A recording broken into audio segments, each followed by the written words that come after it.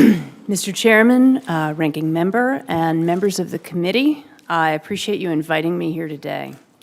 In my memoir, Orange is the New Black, I recount in detail the 13 months that I spent incarcerated in the federal prison system, with most of my time served at the Federal Correctional Institution in Danbury, Connecticut.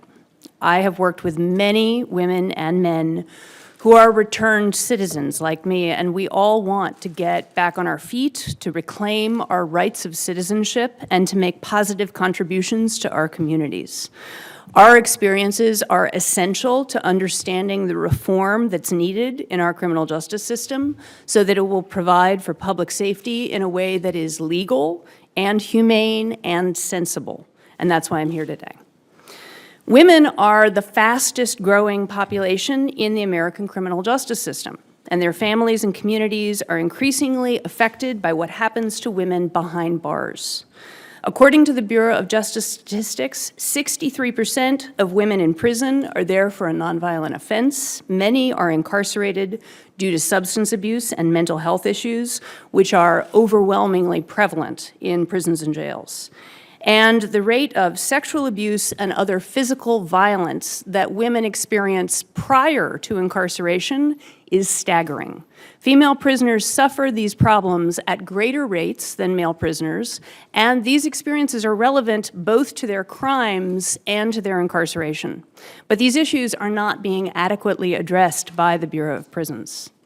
The research on criminal justice-involved women and girls shows that the risk factors I mentioned require different approaches in order to reduce women's recidivism and result in successful reentry.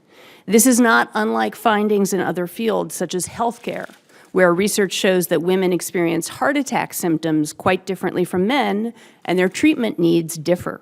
And this understanding has saved women's lives. The Bureau of Prisons should adopt gender-responsive correctional approaches that interrupt cycles of unnecessary suffering. States like Washington provide a roadmap to do this successfully.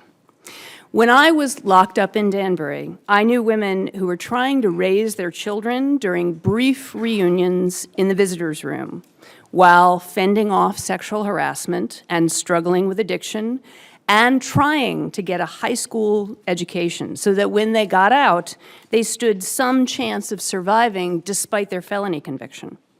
I saw women in Bureau of Prisons denied necessary medical care, and women with mental health issues wait for months to see the one psychiatrist who is available for 1,400 women. And that's unimaginable in a system where at least 65% of women experience some kind of mental illness.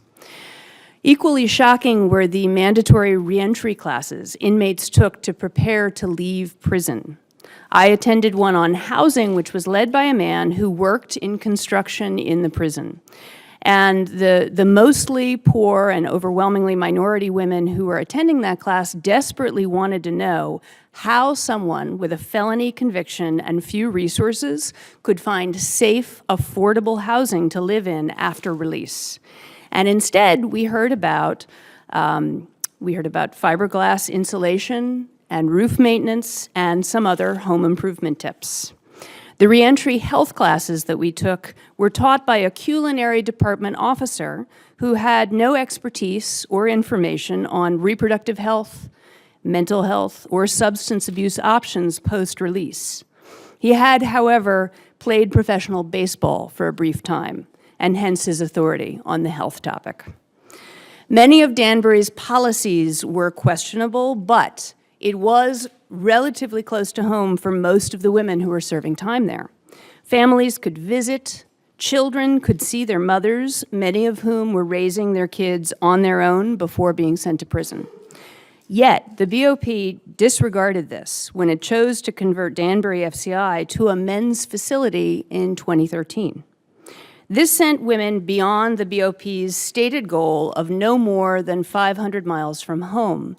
And it has also deprived many of them of programming that male prisoners enjoy, such as Unicor employment, which is very important, or the residential drug and alcohol treatment program, which not only is one of the most effective programs the BOP has, but also is one of the only ways to earn a sentence reduction in the Bureau. It is worth noting that the desire to empty that prison of women caused the Bureau of Prisons to examine prisoners' sentences and exercise its discretion granted by the Second Chance Act, signed into law in 2008 by President Bush. Hundreds of women were reassigned to complete their sentences in halfway houses or even in home confinement. And while briefly exercised in the case of Danbury FCI, the BOP has not used its authority under the Act to safely reduce the federal prison population and return as many prisoners as possible to their communities.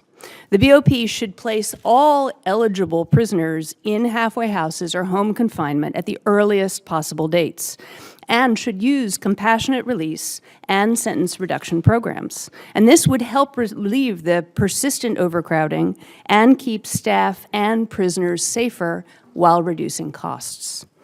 Finally, the BOP must be led by individuals who value the role of communities and families in rehabilitation and understand the particular needs of women. We appreciate the service of Director Samuels, and he leaves at the end of this year.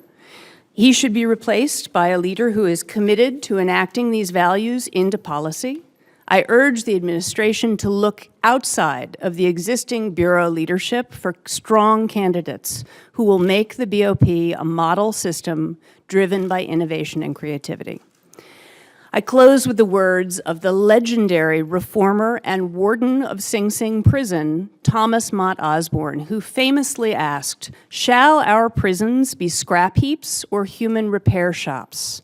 Today, with the biggest prison population in human history here in the United States, we must insist on a different answer to this question. Thank you.